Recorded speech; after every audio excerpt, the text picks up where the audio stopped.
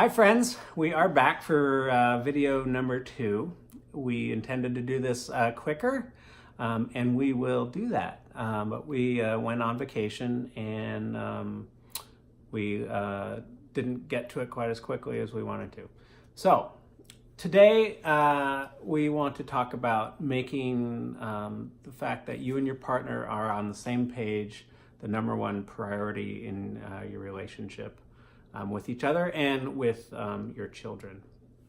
So I mentioned in our last video that we have stories. This will include a story. This will have the story about our dinner that we had, which dishes ended up on the floor. So that was fun.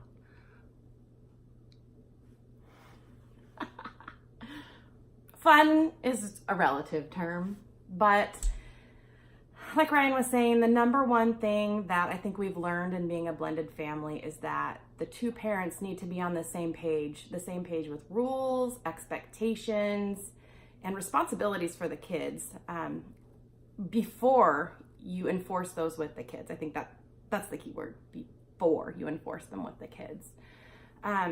If your schedule is anything like ours, we have our kids come at different times. It didn't used to be like that. We used to have the same weekends, but right now Ryan's kids come every other weekend and one day a week. And then my boys and their dad and I split them 50-50, which he works a rotating shift. So sometimes we have them all on the same weekends and sometimes we don't.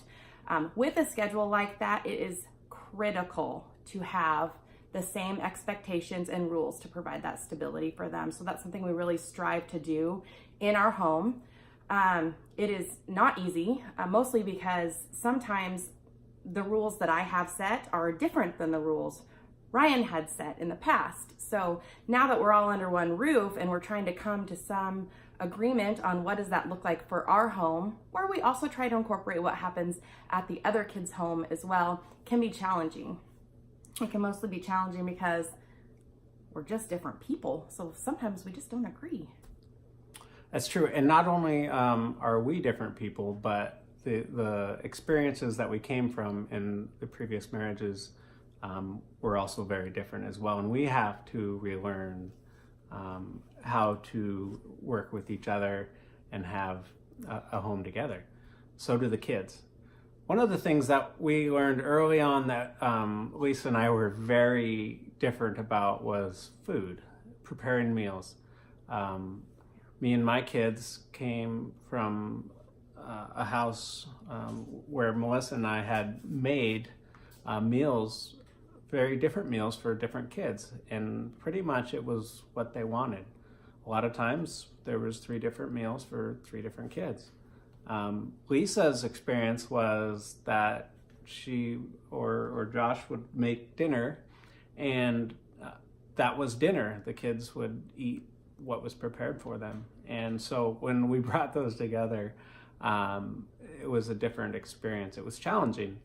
One of the very early on experiences, we were having pork chops. And just to add to that really quickly, this was one of the experiences where we had come together and we're not on the same page. And we, in fact, were so opposites of the same page and didn't really know it until that occurrence. Right. So we had pork chops. My kids, I'm not sure they'd ever even had pork chops. And once they were made and we sat down for dinner, my kids' reaction was, I don't want these. I'm not going to eat them, and I don't like these. And that was not something that you were used to having your kids say. That was dinner. That was frustrating for you. That was frustrating for me. I think we all ended up in tears at one point. You were mad enough that you left the table, and I think dropped a plate on the ground, and I believe I ended up on the kitchen floor. So that wasn't either of our best moments. So for Lisa and I or the children, It was a disaster, really. One of the things that I learned through that experience is that you cannot expect a child, or anybody really, an adult really, to go from point A to the new point B without some kind of transition. And we hadn't been together long enough for that transition to really occur. So the expectations that I had were extremely unrealistic for Ryan's kids. And one of the things I really value is that time at the table for a couple reasons. One, it's the only place where all 7 of us fit to eat. So our table time is the opportunity where we hear about the kids' day and they hear about ours and all of that. So when that kind of started to go south and sour, I took it really personally. And that's something that you cannot do if you are trying to set new rules and new expectations and new boundaries, because it's a learning curve. It's a learning curve for Ryan, for Lisa, and all the kids as well.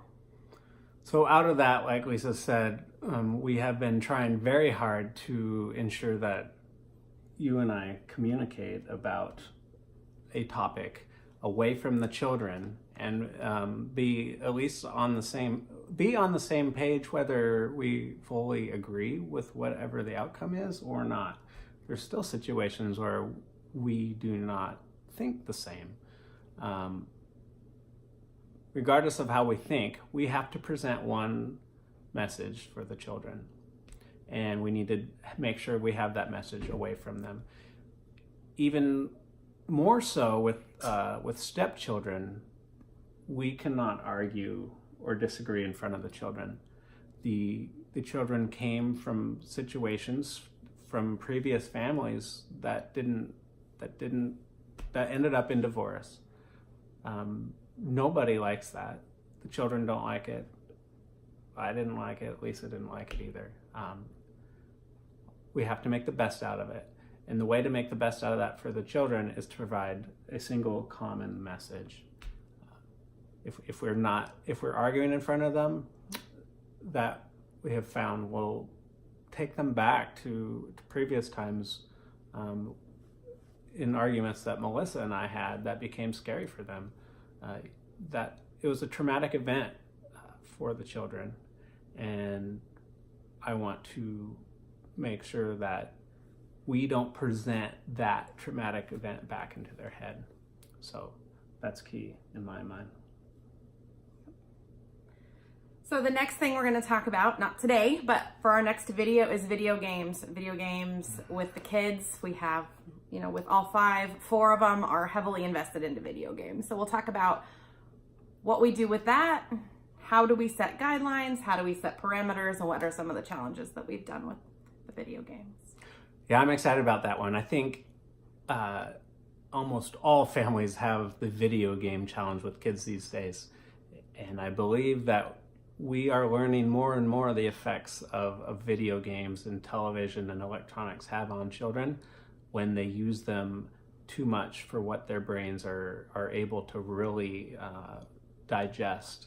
And we are finding from stories I've read that this is creating lasting effects on children with anxiety and depression and so on. So that's going to be a good one. All right. Thanks, guys. Have a good day. Bye.